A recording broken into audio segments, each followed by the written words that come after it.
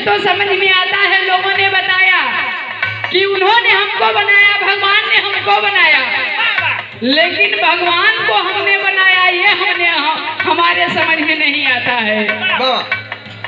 ये हमारे समझ में नहीं आता है। मूर्ति बनाई ले, हम मूर्ति बनाते हैं हम लोग, उसमें जो क्रिया करना है करते हैं हम लोग, और मूर्ति से पैसा कौन कमाता है? पंडित लोग। वाह रे! इसीलिए हमारे भोजपुरी में कहना है, राम वन में मन है, मन है मन में राम तेरा।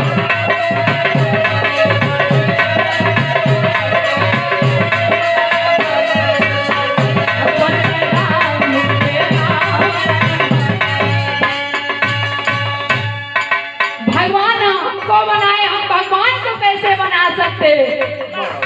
या तो हम भगवान को बनाए। लोग बताते हैं कि जो राम को लाए हैं हम उनको लाएंगे। वाह रे!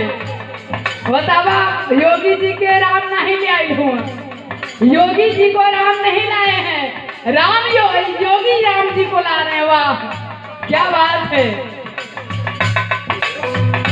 इसीलिए कहना है, रब ने दिया है ना।